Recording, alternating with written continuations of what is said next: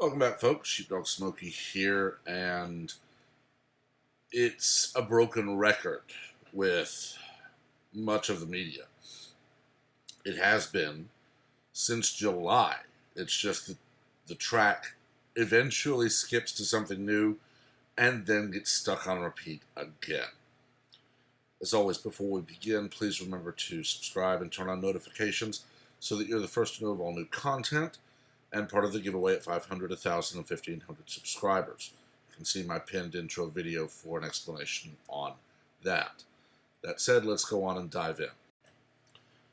Every day there's a new op-ed piece in one of the major media organizations about how Donald Trump is personally responsible for everything happening right now during the COVID-19 outbreak. These are the same people who ignored that there were deaths from H1N1 swine flu before Obama acted to declare emergency.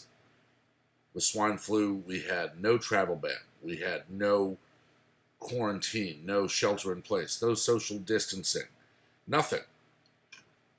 The media was reporting about the economy, putting a spin on it, because the Fed chairman was saying that the economy was doing well. I've made no secret about the fact that I did not agree with Barack Obama's politics and still do not. I've been called a racist, a bigot, a Nazi, and every other name possible because I do not agree with Barack Obama's politics. The man could be a white Southerner with an accent thicker than mine, and I would not agree with his politics. In fact, look at the fact that I also disagree with Bill Clinton's politics. Lord, I firmly believe that Arkansas supported his candidacy for president to get him out of the state. Yeah, I realize that's an old joke, been around since 1992, but it's probably true.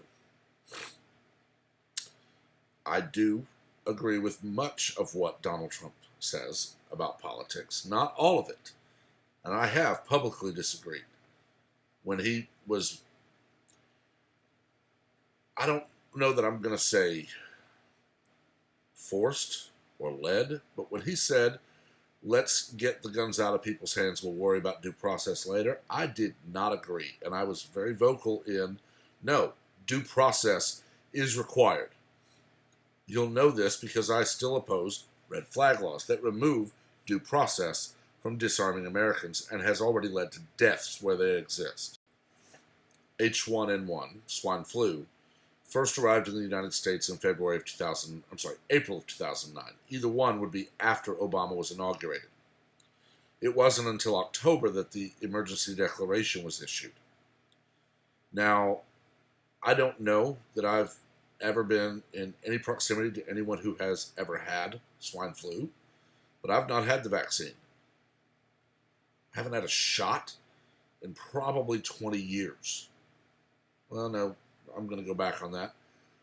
The last shot I had, I remember when it was, summer of 2004, when I had my wisdom teeth out, they had to give me a shot. So that's 5 years before that happened. I haven't had a shot since, and I've never contracted swine flu. And that is because now, 11 years post-outbreak, there is herd immunity. Maybe there's something genetic about me that avoids it, and I only get the base influenza. Maybe I did have it, and I just recovered from it because I treated it as the flu. I get a flu pretty much every year. And if it's bad, I go to my doctor. If it's mild, just congestion, nausea, stuff like that, but very mild, I call my doctor and he says, you know what, you need to just take these over-the-counter things, and I recover in a day or so. But I've never had it. We're already seeing, and this is in 3 months, we're seeing people who have contracted, exhibited symptoms, and recovered from COVID-19. People are talking about convalescent plasma, they're talking about hydroxychloroquine. We have, I believe it was Rhode Island, although I could be wrong, I'll have to look that up, already talking about a clinical trial. I don't know why when we hit I don't know, 10 doctors saying that they had seen favorable results from hydroxychloroquine and zinc. There wasn't a, double-blind placebo clinical trial started somewhere. But that doesn't fit the political narrative. You see, in 2009, Republicans were not talking about how it's Obama's fault we have swine flu epidemics. They weren't trying to pass stimulus bills loaded with pork. They were just going to work. If they got sick, they stayed home. The flu kills thousands a year or more. Diarrhea, pneumonia, alcoholism, spousal abuse.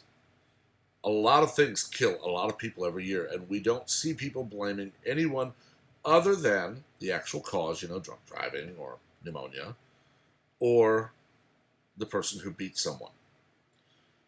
But with COVID-19, they are railing these stories out every chance they get that this is just Trump's fault. He didn't release ventilators. He can't. Okay? Imagine if on January 31st, when the travel ban went into effect, Donald Trump had said, these two states have the most cases. We're going to split the limited number of ventilators we have, and we're going to send them to these two states. A week later, another state becomes a hotspot. Donald Trump should have waited to send out ventilators so he could parcel them out fairly.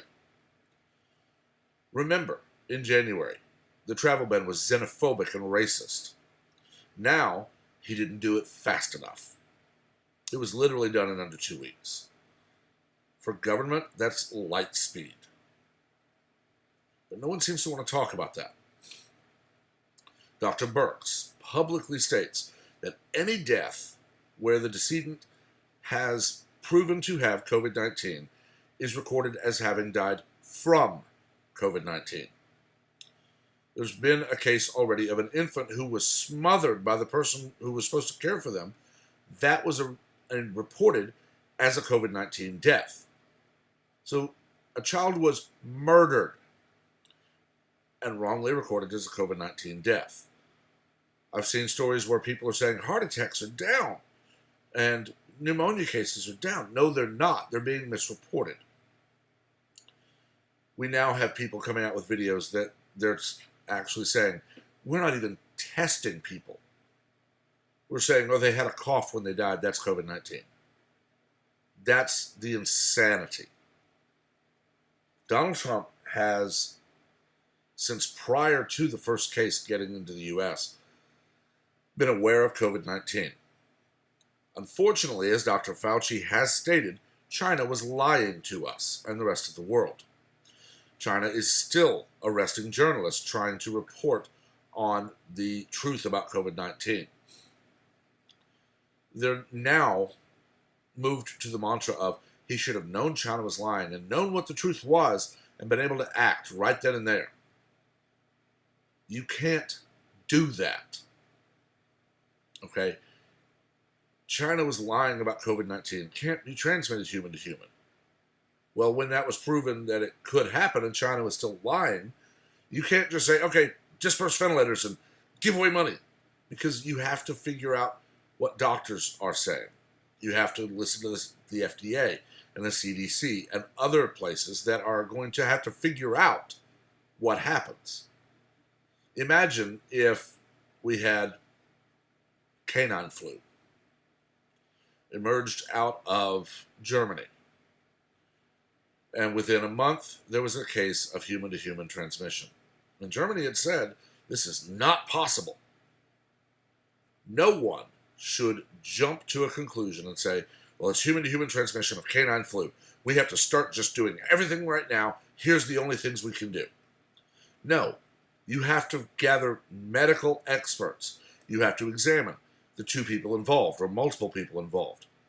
You have to do a lot of things to find out what the proper response is.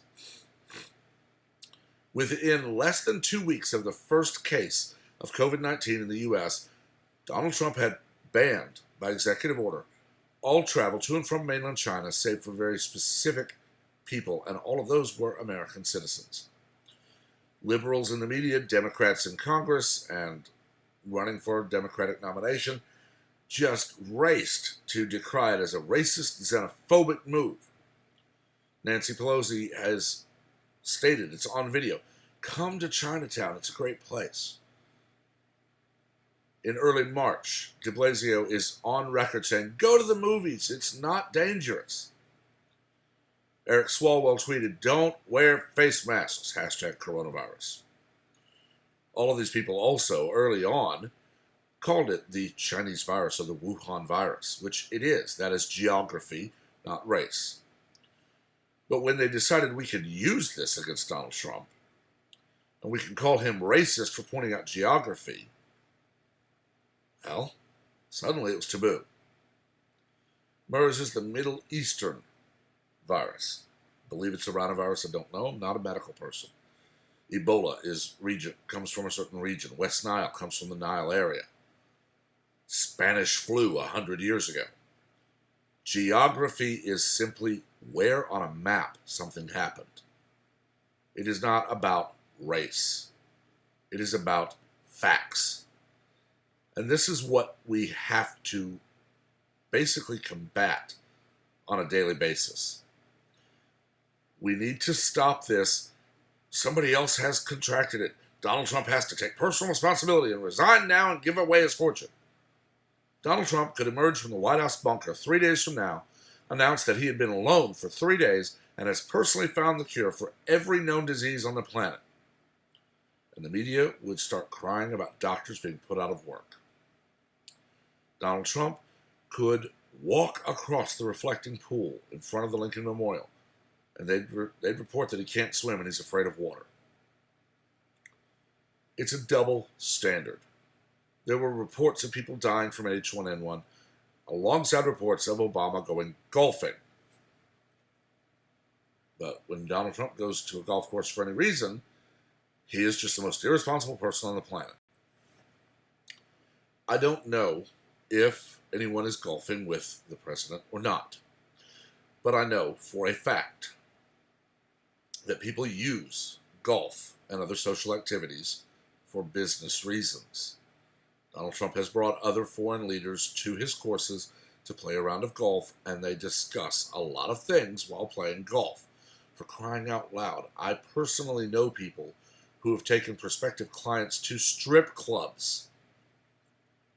Get a few drinks in them, get them nice and loosened up and happy, and then go in for the sale. I don't agree with either, mostly because I don't like golf, and you shouldn't be doing business at a strip club unless that is your business. But it is done. Obama, Bush, Clinton, Herbert Walker Bush, Reagan, Nixon, Carter, all of them, a lot more in government do this. They take people out to fancy dinners. They take them to concerts, sporting events. They go play golf. They do all sorts of things. The point of all of this is we need to call this out, no matter who it is reported about. If someone was saying that Gavin Newsom is personally responsible because the mayor of Los Angeles refused to do his job and serve the people of Los Angeles, I would call this out just the same. It is the way our government is set up, that power rests at the bottom and trickles up. You go to your mayor. If that doesn't work, you go to the county commissioners. If that doesn't work, you go to your state representative. If that doesn't work, you go to your governor. If that doesn't work, you go to your federal representatives and senators. If that doesn't work, then you go to the White House. It is the way the system was set up, and it was set up because the founders horrendously distrusted a national government that had too much power. They recognized the need for it. They recognized that there were certain things that we needed a federal government to do, but they specifically stated in the 10th Amendment that any power not given to the state, the federal government, was reserved for the people, those being state governments. They didn't phrase it that as things change, the powers of the Fed may expand. No, they literally stated if this document does not give the Fed power to do something, then that power resides with the state governments. We've had cases in Texas, I'm sure. Governor Abbott has not been screaming that Donald Trump didn't do enough.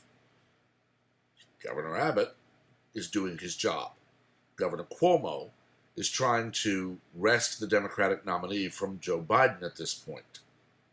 He's too busy trying to campaign for president to do his job as the governor of New York. It is hypocrisy, and it is unacceptable, no matter who it's aimed at. And it needs to stop. I just don't ever see it stopping. Anyway, I've talked long enough. I need to do some cleaning and do some meal prep for tomorrow. Get a few things otherwise done around the house, and then get some sleep. Let me know what you think in the comments. As always, stay civil. Name-calling, insults, screaming fits. This is not civil, and it will not be tolerated.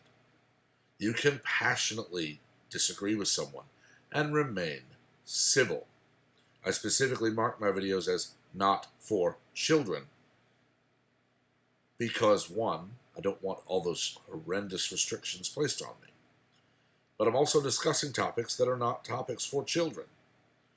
If I ever get a chance to sit down for a full day and go through the material and put together lectures on American history and actually give them as I would in secondary school, I'll mark those for kids, and I'll probably disable comments on them.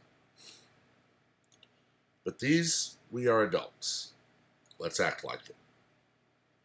As always, stay safe, stay smart, stay healthy, and stay at home if you can. If you can't stay home, be careful. And until next time, everyone, have a wonderful day.